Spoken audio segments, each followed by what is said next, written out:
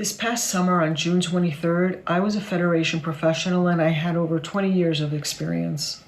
On June 24th, the very next day, I was still a Federation professional, but suddenly I had become a recipient. That was my voice you heard making a 911 call in the middle of the night. I know what I said, but I had no idea what the impact was going to be on me and on so many others. I can share many details of what happened that night, how we tried to get out on our own, but we couldn't, and we were finally rescued by a fire truck from our balcony. By now, I'm sure you know what happened at the Champlain Tower South in Surfside. I was one of the lucky ones who, along with my husband, narrowly escaped. Unfortunately, 98 other people, infants, elderly, from many different backgrounds, lost their lives. Most of them, they were sound asleep in the comfort of their own beds. May their memory be for a blessing. It's been a difficult 4 months since then, a roller coaster of emotions. Many of us are still dealing with the aftermath. We lost neighbors and friends, and we lost everything. I mean everything we ever owned, except for the clothes we were wearing that night, which was basically pajamas. And thanks to my Federation training, I knew to grab my phone and my wallet. Funny enough, my husband was sleeping in one of my many Federation t-shirts, so that we have. What does it mean to lose everything you've ever owned? How do you rebuild? Where do you start? People asked us, what do you need? What can I do? I didn't know how to reply. I had never been in a situation like this. The truth is we needed everything. Our community here in Miami and worldwide embraced all of us in ways I knew was possible. I'd seen it before. But now I actually felt it firsthand as a recipient. A very strange word for me to use to describe myself. Friends, family, professionals, volunteers, people I hadn't heard from in years, and even total strangers reached out to us in so many meaningful ways. We could not have managed without all of them. There is no way anyone gets through a tragedy like this alone. Numerous things were made available to us, homes to stay in, the meal train that lasted for weeks, the trauma counselors, the case managers assigned to us to navigate the needed services, the anonymous weekly Shabbat flowers that went on for a month, the gift cards, the numerous items people gave us. All of it was beyond amazing and overwhelming. Our Federation was prepared to step in a moment's notice, as it always does, because that's why it exists, usually working tirelessly behind the scenes. It's earned the trust, it has the reputation, it understands the skills that are needed, it has the relationships, and it has the system in place to get things done. The infrastructure.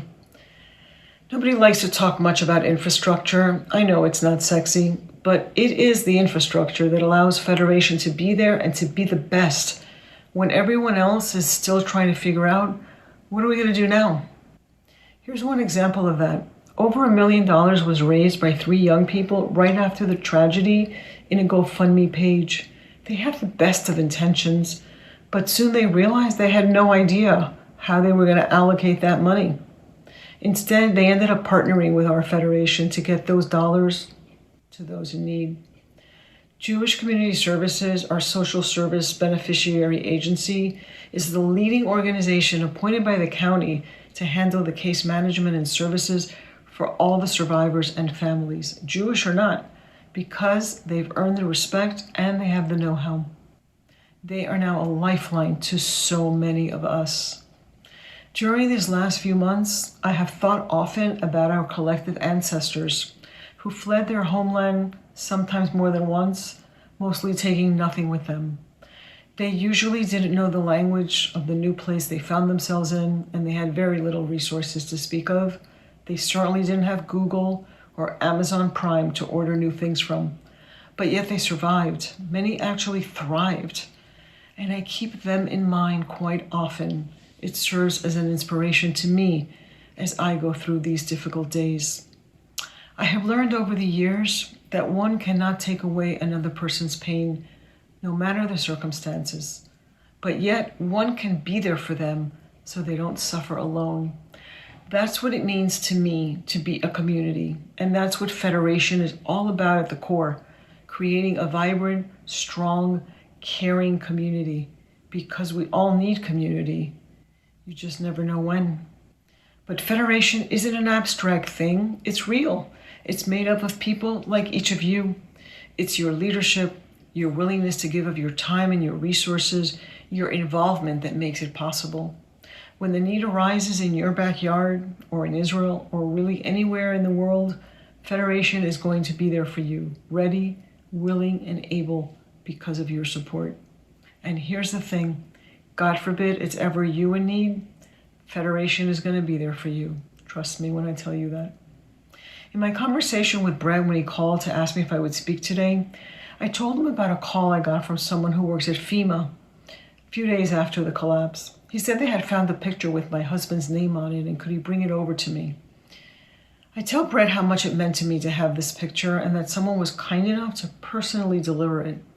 We didn't speak for very long, but I remembered his name, Michael, and I even kept his business card. And then Brett says to me, was his name Michael Plostock?